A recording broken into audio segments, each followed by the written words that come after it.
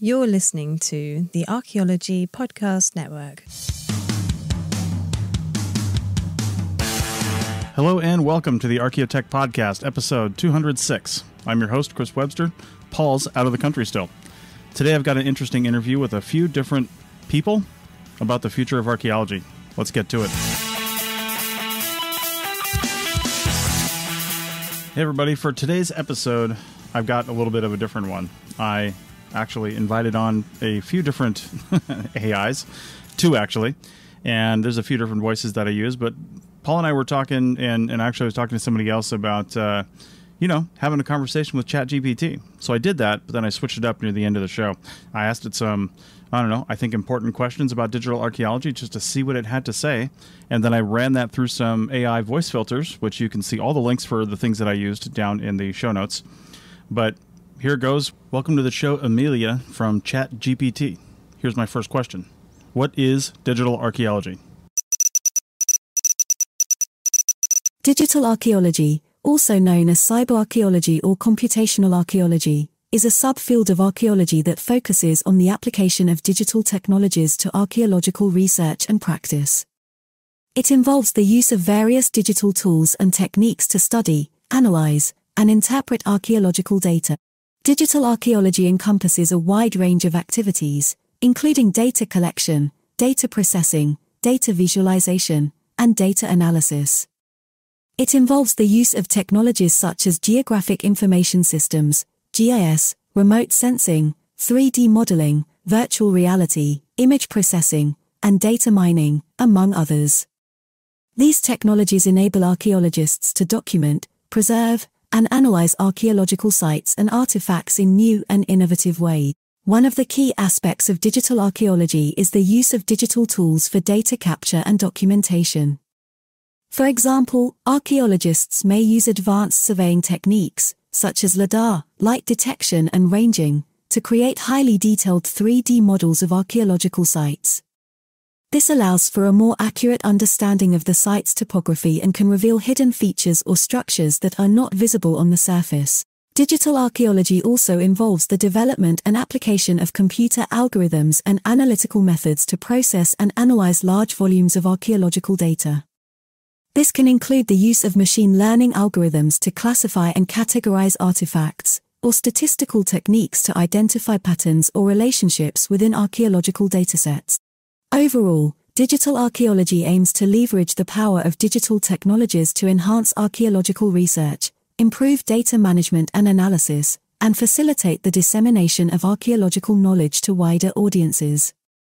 It offers new opportunities for collaboration, visualization, and interpretation, ultimately advancing our understanding of the past.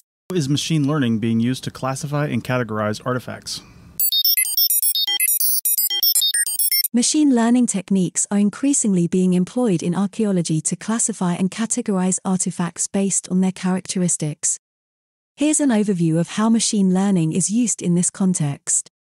1. Data collection and preprocessing. Archaeologists collect data by recording various attributes of artifacts, such as shape, size, material, decoration, and contextual information. This data is then preprocessed to ensure it is in a suitable format for machine learning algorithms. Preprocessing may involve data cleaning, normalization, and feature extraction.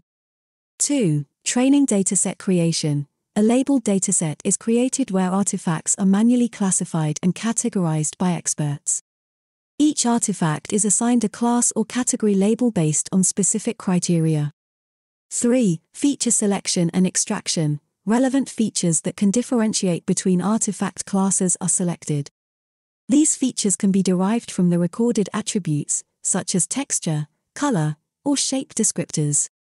Feature extraction techniques may involve methods like principal component analysis, PCA, or histogram of oriented gradients, HOG. 4. Model training. Machine learning algorithms are trained on the labeled dataset, using the selected features. Commonly used algorithms for artifact classification include decision trees, random forests, support vector machines, SVM, and neural networks. 5. Model evaluation and refinement. the trained model is evaluated using performance metrics such as accuracy, precision, recall, or F1 score. If the model's performance is not satisfactory, adjustments may be made, such as fine-tuning hyperparameters or modifying the feature selection process. 6. Artifact classification. Once the model is trained and evaluated, it can be used to classify new, unlabeled artifacts. The model applies the learned patterns and features to make predictions about the class or category of the artifacts. Machine learning can significantly speed up the artifact classification process, especially when dealing with large archaeological assemblages. It can help archaeologists in tasks such as identifying pottery types, categorizing lithic tools, or distinguishing between different styles of ceramics. However, it's important to note that machine learning models in archaeology are not meant to replace human expertise and interpretation. They serve as tools to support and enhance archaeological analysis, providing suggestions and assisting in the initial sorting and organization of artifacts, which can then be further validated and refined by human experts. Will machine learning ever get to sufficient quality where human experts are no longer needed? While machine learning has made significant advancements in recent years, it is unlikely that it will completely replace the need for human experts in archaeology or any other field. Here are a few reasons why human expertise remains essential. 1. Complex contextual understanding. Archaeological interpretation involves more than just identifying and classifying artifacts. It requires a deep understanding of cultural, historical, and environmental contexts. Human experts bring their knowledge and experience to the interpretation process, considering factors that may not be captured or understood by machine learning algorithms alone. 2. Subjectivity and nuance. Archaeological interpretation often involves subjective judgments and nuanced understanding. Certain aspects of artifacts or archaeological contexts may be open to different interpretations or require expert judgment. Human experts can bring their expertise, creativity, and critical thinking to address such complexities, which may be challenging for machine learning algorithms. 3. Adapting to new contexts and challenges. Machine learning algorithms are trained on specific datasets and patterns. When faced with new or unexpected archaeological contexts or artifact types, the algorithms may struggle to generalize or adapt. Human experts, on the other hand, can draw from their broader knowledge and apply it to novel situations. 4. Ethical considerations and value judgments. Archaeology involves ethical considerations and value judgments, such as decisions about site preservation, community engagement, and the representation of the past. These are complex issues that require human input and decision-making, taking into account diverse perspectives and ethical frameworks. While machine learning can greatly assist archaeologists in tasks like data analysis, pattern recognition, and artifact classification, it is best seen as a tool to augment human expertise rather than replace it. Human experts and machine learning algorithms can work in tandem, with the algorithms helping to process large datasets and identify patterns, while human experts provide critical analysis, interpretation, and contextual understanding. The collaboration between humans and machines can lead to more comprehensive and nuanced archaeological research outcomes. If you were an archaeologist, what would you like to study? As an AI language model, I don't have personal preferences or desires like a human does. However, I can share some interesting areas of archaeological research that many archaeologists find compelling. 1. Ancient civilizations. Studying the rise and fall of ancient civilizations, such as the Maya, ancient Egypt, Rome, or Mesopotamia, offers insights into the development of complex societies, political systems, architecture, art, and cultural practices. 2. Prehistoric cultures. Exploring prehistoric cultures allows archaeologists to uncover the lifestyles, technologies, and belief systems of early human societies. This includes investigating hunter-gatherer communities, early agricultural societies, and the origins of human civilization. 3. Underwater archaeology. Investigating submerged archaeological sites, such as ancient shipwrecks or lost coastal settlements, provides unique opportunities to understand maritime history, seafaring, trade routes, and the impact of environmental changes on human communities. 4. Bioarchaeology. This field focuses on the analysis of human remains to understand ancient populations' health, diet, migration patterns, and social structures. Bioarchaeologists also explore aspects like ancient diseases, trauma, and cultural practices related to death and burial. 5. Experimental archaeology. Conducting experiments to replicate ancient technologies, craft processes, or construction methods helps archaeologists gain practical insights into the skills and knowledge of past societies. This can involve recreating ancient tools, pottery-making techniques, or architectural experiments. 6. Landscape archaeology. Investigating the interaction between humans and their environment over time. Landscape archaeology explores how past societies shaped and were shaped by the landscapes they inhabited. It involves studying settlement patterns, land use, and the impact of human activities on ecosystems. 7. Cultural heritage preservation. Archaeologists also engage in the preservation and conservation of cultural heritage sites and artifacts. This includes developing strategies for site management, implementing sustainable practices, and working with local communities to ensure the preservation of their heritage. These are just a few examples of the diverse areas of archaeological research that exist. The field of archaeology is vast and offers numerous fascinating avenues to explore and uncover the mysteries of our past. What's the biggest problem we face in archaeological research today? There are several significant challenges that archaeologists face in their research today. While it's difficult to pinpoint a single biggest problem, the following are some common challenges. 1. Preservation and destruction of archaeological sites. Many archaeological sites are at risk of destruction due to urban development, looting, climate change, or armed conflicts. The loss of these sites leads to irreparable damage to our cultural heritage and limits our ability to study and understand the past. 2. Funding and resources. Archaeological research requires adequate funding and resources to conduct fieldwork, laboratory analysis, and publication. Limited financial support can impede the progress of research and limit the scope of excavations and analyses. 3. Ethical considerations and community engagement. Archaeologists face ethical challenges in their research, particularly when it comes to engaging with local communities, indigenous peoples, and descendant communities. Involving these stakeholders in the research process and addressing their concerns and interests is crucial for ethical and responsible archaeological practice. 4. Data management and accessibility. Archaeology generates vast amounts of data, including excavation records, survey data, images, and digital documentation. Effective data management, storage, and accessibility pose challenges, especially when it comes to integrating diverse datasets and making them widely available for future research. 5. Interdisciplinary collaboration. Addressing complex research questions often requires interdisciplinary collaboration with experts from various fields, such as geology, biology, chemistry, or computer science. Establishing effective interdisciplinary collaborations can be challenging due to differences in methodologies, terminology, and research priorities. 6. Technology and digital literacy. The rapid advancement of digital technologies offers new possibilities for archaeological research.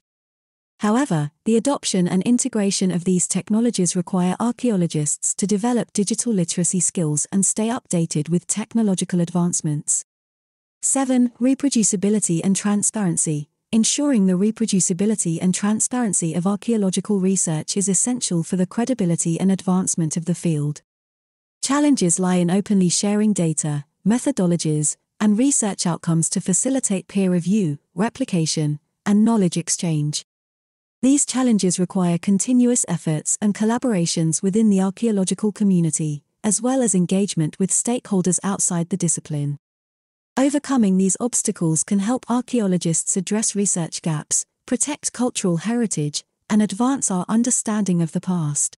Let's take a break and see what Ava from ChatGPT has to say. In the meantime, check out the link in the show notes for all of our affiliate programs. It really helps us get the network off the ground and keep things going. If you're watching the video, head over to arcpodnet.com/members and you can become a member. You can do that however you're listening, and we really appreciate it. Back in a minute. College Savings Iowa is now iSave 529, and it can do more than take your child to college. It's their passport to a bright future, because funds can be used for K-12 tuition, trade schools, graduate degrees, books, and everything they need to get anywhere they want to go. Register by September 30th at iowa529contest.com for a chance to win a $5,290 contribution. iSave 529, for every child, for any adventure.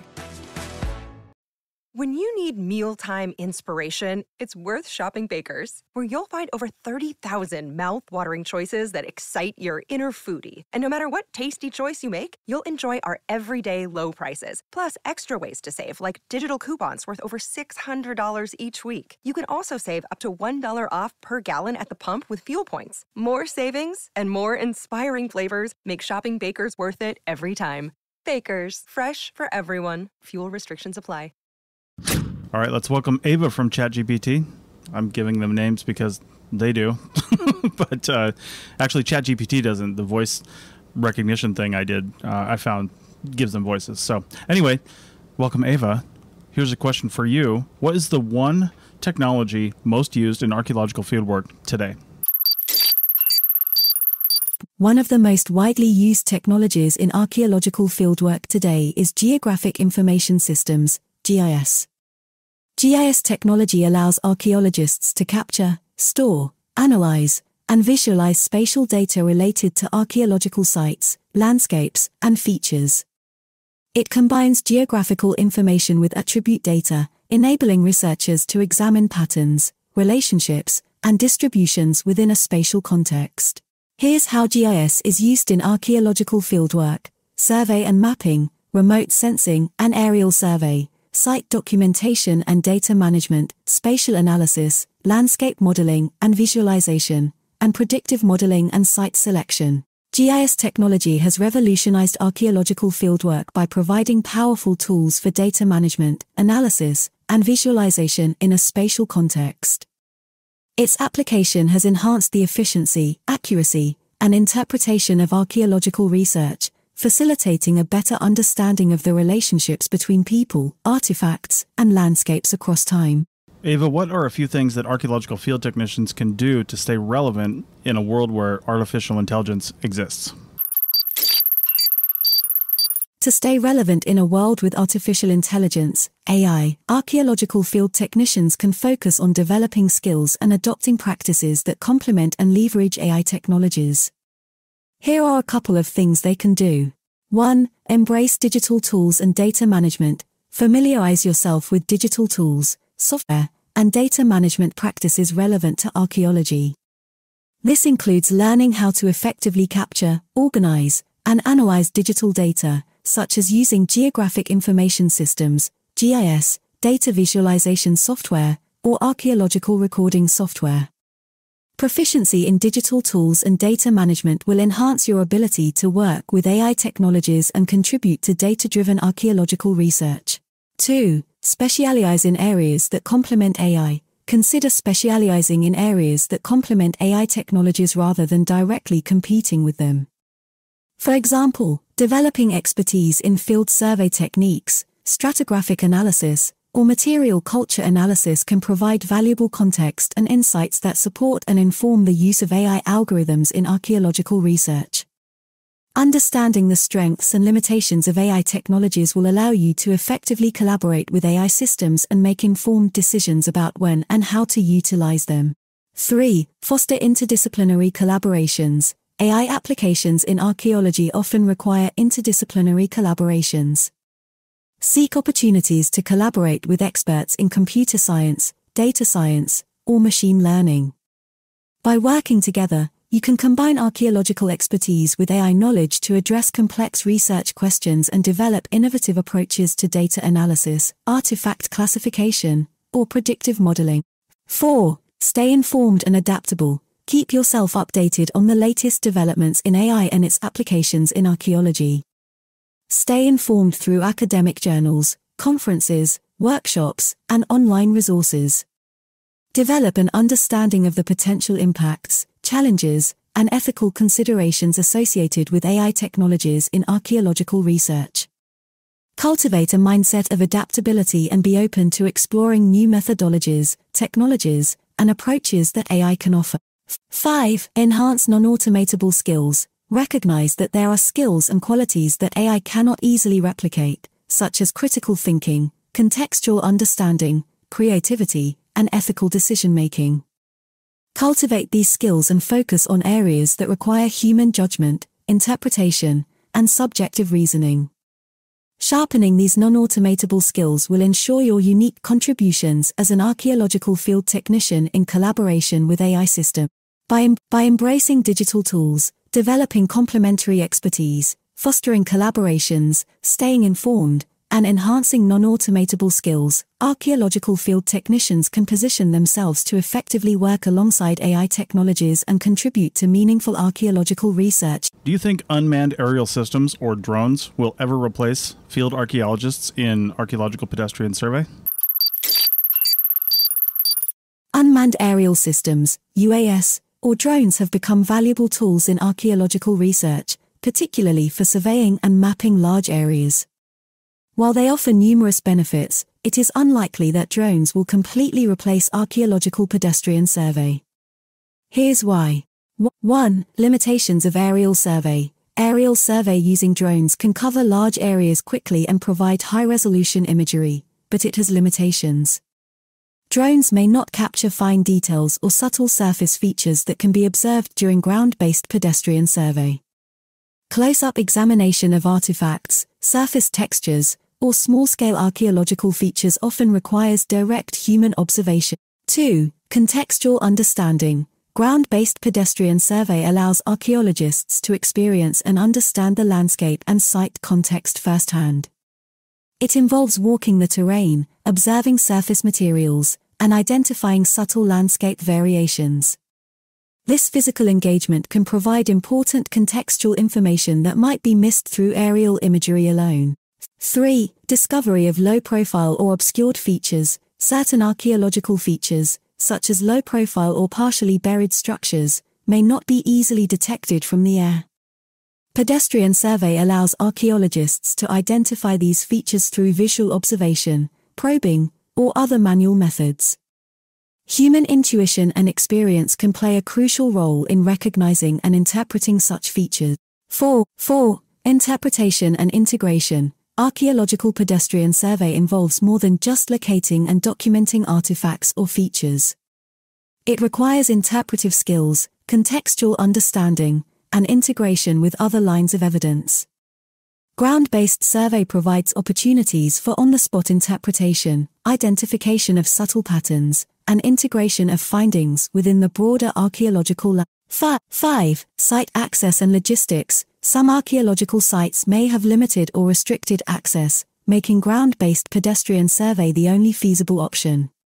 Additionally, dense vegetation, steep terrain, or complex topography can hinder the effectiveness of aerial surveys. In such cases, pedestrian survey remains essential for comprehensive data collection. While drones offer efficiency, large-scale coverage, and high-resolution imagery, their use in conjunction with pedestrian survey can be highly complementary.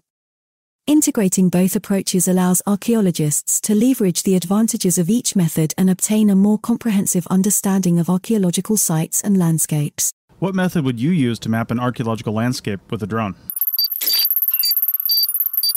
To map an archaeological landscape using a drone, a commonly employed method is aerial photogrammetry. Aerial photogrammetry involves capturing a series of overlapping photographs from the drone and processing them to create detailed, accurate 3D models or orthomosaic maps of the landscape. Here's a step-by-step outline of the process. Flight planning. Determine the area to be surveyed and plan the flight path for the drone.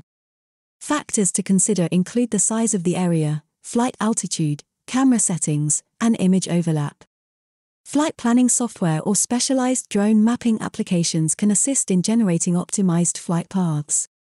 Drone data collection. Fly the drone according to the planned flight path, ensuring that the camera captures a series of overlapping images of the landscape. The drone should be equipped with a high-resolution camera capable of capturing geotagged images. Image processing. Transfer the captured images from the drone to a computer and use photogrammetry software to process them. Photogrammetry software stitches the images together, identifies common features, and calculates the camera positions and orientations in 3D space. Point cloud and mesh generation. After image alignment, the software generates a point cloud, which is a dense set of 3D coordinates representing the landscape.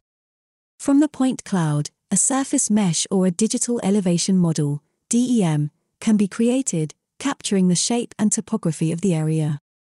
Orthomosaic generation. The photogrammetry software also generates an orthomosaic, which is a high-resolution, georeferenced aerial image. It corrects for distortions due to camera angle and terrain relief, resulting in an accurate, flat representation of the landscape. The orthomosaic can be used as a base map for further analysis and interpretation. Data analysis and interpretation. Analyze the orthomosaic and derived products to identify archaeological features, patterns, or anomalies. Use GIS software or other tools to overlay additional data layers, such as topographic maps, excavation records, or other archaeological data, to gain a comprehensive understanding of the landscape. It's important to note that drone flights for archaeological purposes may require compliance with local regulations and obtaining necessary permits. Additionally, the success of the mapping process depends on factors such as weather conditions, image quality, and the expertise in using photogrammetry software. ChatGPT, both Amelia and Ava, how current is your information? As an AI language model, my responses are based on a mixture of licensed data, data created by human trainers, and publicly available data. It is important to note that while I strive to provide accurate and up-to-date information, my responses may not always reflect the most current news events or developments. News is constantly evolving, and new information can emerge that may change the context or understanding of a given topic. I have been trained on a diverse range of data sources, but my knowledge cutoff is in September 2021. Therefore, any events, advancements, or research developments that have occurred after that time would be beyond my current knowledge. It's always a good idea to consult primary sources, reputable websites, or domain-specific experts for the most recent information on a particular subject. Wow, 2021. All right. So if you're using ChatGPT for anything, just know September 2021 is the last time it was updated. Now, that's the free version. I don't know if the more advanced versions that you might get if you pay for it are more up to date, but I'm not sure that it is. So keep that in mind if you're trying to use this for information. Also, remember that ChatGPT is pulling things from the internet and it's bringing things together. So it's really no better than a Google search, although it's putting it into, I guess, human readable language. We'll be back in a minute to check out a different AI. College Savings Iowa is now iSave 529, and it can do more than take your child to college. It's their passport to a bright future, because funds can be used for K-12 tuition, trade schools, graduate degrees, books, and everything they need to get anywhere they want to go. Register by September 30th at iowa529contest.com for a chance to win a $5,290 contribution. iSave 529, for every child, for any adventure. When you need mealtime inspiration, it's worth shopping Baker's, where you'll find over 30,000 mouth-watering choices that excite your inner foodie. And no matter what tasty choice you make, you'll enjoy our everyday low prices, plus extra ways to save, like digital coupons worth over $600 each week. You can also save up to $1 off per gallon at the pump with fuel points. More savings and more inspiring flavors make shopping Baker's worth it every time. Baker's, fresh for everyone. Fuel restrictions apply. Welcome back to the ArchaeoTech podcast, episode 206. We had to say goodbye to Amelia and Ava because, well, their information just wasn't current enough. So now we're going to talk to Bard, which is from Google, bard.google.com. I literally just found about that this week from a Google engineer, and it's brand new, it's experimental, and not everyone has access to it. Apparently, I do through the Archaeology Podcast Network, and all you got to do is enable it. It's in a special apps category you have to enable if you can't see it when you go to bard.google.com. But just click on a link, it'll tell you how to enable it if you can. So assuming that you can. Anyway, let's hear what Bard has to say. Its information is a little bit more current, which we'll hear first. Bard, just how current is your information? The information I have access to is current as of the time I am asked a question. I am constantly being updated with new information from Google Search, and I am able to access and process information from the real world through Google Search and keep my responses consistent with search results. However, it is important to note that I am still under development, and I may not always have the most up-to-date information. If you are concerned about the accuracy of my information, you can always double-check with a reliable source. Here are some factors that can affect the currentness of my information. The topic of the question. Some topics are more likely to change than others. For example, the latest news headlines are likely to be more current than information about historical events. The source of the information. Some sources are more reliable than others. For example, government websites and academic journals are typically more reliable than news articles or social media posts. The time that the information was last updated. The more recently the information was updated, the more likely it is to be current. If you have any concerns about the currentness of my information, please feel free to let me know. I will do my best to provide you with the most accurate information possible. Well, that's good. It's nice to have current information. Next question is, have there been any techniques used in digital archaeology since September 2021 that have never been used before? Yes, there have been a number of new techniques used in digital archaeology since September 2021 that have never been used before. Some of these techniques include the use of artificial intelligence, AI, to analyze archaeological data. AI is being used to identify patterns in archaeological data that would not be visible to the naked eye. This has led to new insights into the behavior of past societies. The use of virtual reality, VR, to create immersive experiences of archaeological sites. VR is allowing archaeologists to share their work with the public in a way that was not possible before. This has helped to raise awareness of archaeology and its importance. The use of blockchain technology to record and preserve archaeological data. Blockchain technology is a secure and transparent way to record data. This is making it possible to create permanent records of archaeological data that can be accessed by future generations. These are just a few examples of the new techniques that are being used in digital archaeology. As these technologies continue to develop, we can expect to see even more innovative ways to use digital technology to study the past. Here are some specific examples of how these techniques have been used in recent archaeological research. In 2022, archaeologists used AI to analyze the DNA of ancient human remains and identify new insights into the migration of early humans. In 2021, archaeologists used VR to create an immersive experience of the ancient city of Pompeii. This experience allowed visitors to walk through the streets of Pompeii and see the city as it was before it was destroyed by a volcanic eruption in 79 AD. In 2020, archaeologists used blockchain technology to record the data from an archaeological excavation. This data is now stored in a secure and transparent way that can be accessed by future generations. These are just a few examples of the many ways that digital technology is being used to advance our understanding of the past.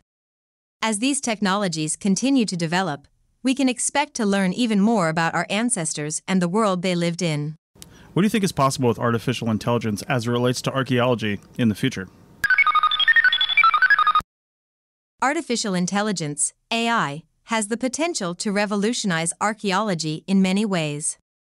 Here are some possible applications of AI in archaeology in the future. AI-powered tools for data analysis. AI can be used to analyze large datasets of archaeological data, such as images, texts, and artifacts. This can help archaeologists to identify patterns and trends that would not be visible to the naked eye. AI-powered tools for site surveying. AI can be used to survey large areas of land for potential archaeological sites.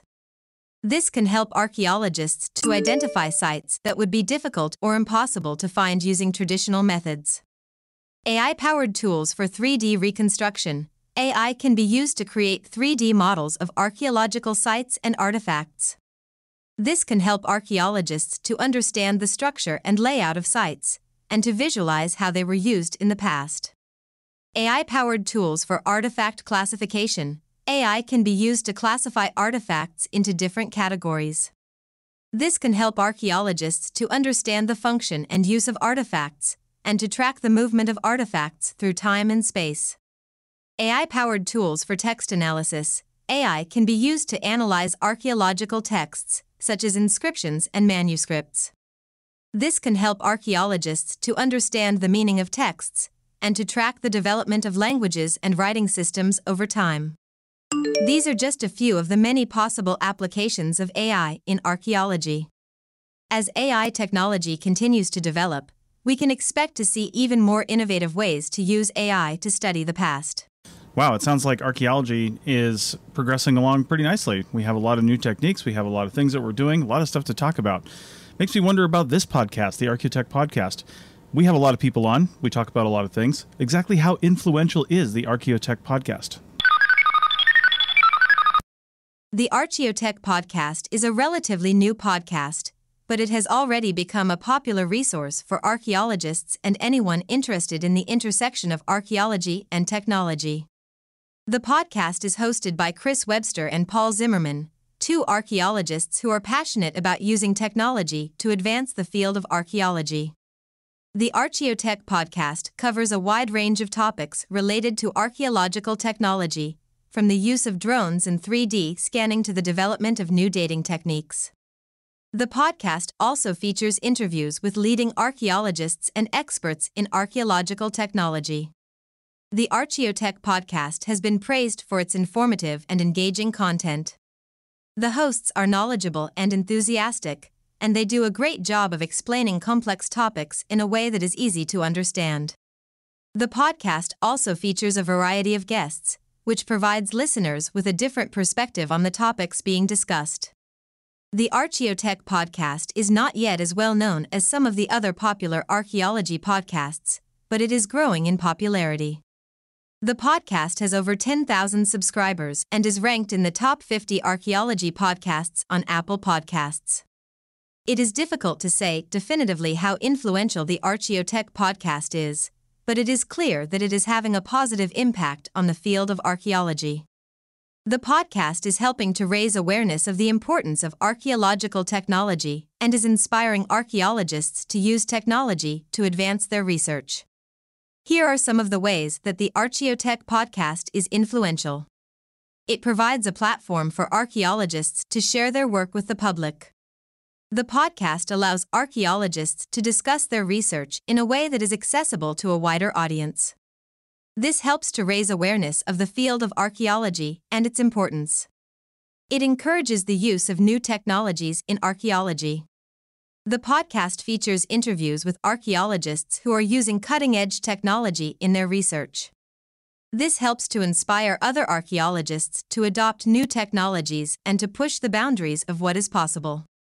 It provides a forum for discussion about the ethical implications of using technology in archaeology. The podcast addresses the ethical issues that arise when using technology in archaeology, such as the potential for bias and the impact on archaeological sites. This helps to ensure that archaeologists are using technology in a responsible way. Overall, the ArchaeoTech podcast is an important resource for archaeologists and anyone interested in the intersection of archaeology and technology. The podcast is informative, engaging, and influential. It is helping to raise awareness of the importance of archaeological technology and is inspiring archaeologists to use technology to advance their research. Well, I disagree with the ArchaeoTech podcast being relatively new. We've been around as long as the Archaeology Podcast Network, which is about 8.5 years, a little more than that. That being said, I'll let it slide, although you did say your information was current, but apparently not. Anyway, thanks for the kind words. And aside from saying ArchaeoTech, which is a common mistake that non-archaeologists make because they just don't know what to do, I appreciate the comments. I've just got one final question for you. Is Paul Zimmerman a spy? Jumping here with an editor's note, the minute I asked that question and it started to give me an answer, the whole system crashed. And it came back, and the answer was there, but it said it was from some AI voice named Sarge. I have no idea what's going on there, but here it is. There is no evidence to suggest that Paul Zimmerman is a spy. He is an archaeologist and podcaster, and there is no indication that he was involved in any kind of espionage activity. The rumors that Zimmerman was a spy appear to have originated from a few sources. One source is a blog post that was published in 2019. The blog post claimed that Zimmerman had been seen meeting with a man who was believed to be a Russian intelligence officer. However, there is no evidence to support this claim, and the blog post has since been taken down. Another source of the rumors is a book that was published in 2020. The book claims that Zimmerman was recruited by the CIA while he was an archaeologist in the Middle East. However, there is no evidence to support this claim, and the book has been criticized for its lack of accuracy. In conclusion, there is no evidence to suggest that Paul Zimmerman is a spy. The rumors that he is a spy appear to be based on speculation and conjecture. Okay, well, thanks for that, Sarge. I didn't think he was. He's just, doing archaeology in the Middle East. And actually, all kidding aside, he's having a really good time over there, finding lots of cool stuff. And it's just a really awesome opportunity that he's got to do that. I'm sure Paul will be back at some point. And we usually, are able to get these recordings in. He said it's no problem. It's late for him, but we just couldn't make it work last Thursday. So I came up with this idea. Anyway, I think what we've all seen here is that these different services, ChatGPT, Bard, whatever it's coming from, they're getting their information from somewhere. And it is putting it together, but the information is actually coming from somewhere. And I saw an article recently about authors saying, telling companies like OpenAI that runs ChatGPT, hey, stop stealing our work. Because none of the things that were none of the things that were, written down or generated, I should say, from the questions that I asked were cited. None of those sources were cited. I think that's going to be important. Just put little citation numbers after each little thing. If it's a direct quote, or maybe, somewhat, maybe there's a percentage of accuracy on the sentence. I know if you change it a little bit, that doesn't necessarily make it yours, but if you change the intent and you put some other stuff in there, then it kind of does. And if AI is doing that, then great. If it's not, then we need citations, right? We need to know where you're getting that information. Otherwise, you may as well be doing a Wikipedia search and then citing that. So, that being said, whoever's writing all these answers to these questions is doing a fantastic job, because I thought the answers given to the questions I came up with were actually pretty good, pretty well thought out. I've done this experiment with some other concepts as well, like podcasting and even living in an RV, stuff like that. And it's coming up with some pretty good answers, which means there's some pretty good people out there writing these things down and putting them on the internet. But again, it just goes to show you that nothing is safe on the internet and everything is fair game. All right, with that, we'll see you guys next week. Thanks for listening to the ArchaeoTech podcast. Links to items mentioned on the show are in the show notes at www.archpodnet.com/archaeotech. Contact us at chris@archaeologypodcastnetwork.com and paul@lugal.com. Support the show by becoming a member at archpodnet.com/members. The music is a song called Off Road and is license free from Apple. Thanks for listening. This episode was produced by Chris Webster from his RV traveling the United States, Tristan Boyle in Scotland, DigTech LLC, Culturo Media, and the Archaeology Podcast Network, and was edited by Chris Webster. This has been a presentation of the Archaeology Podcast Network. Visit us on the web for show notes and other podcasts at www.archpodnet.com. Contact us at chris@archaeologypodcastnetwork.com.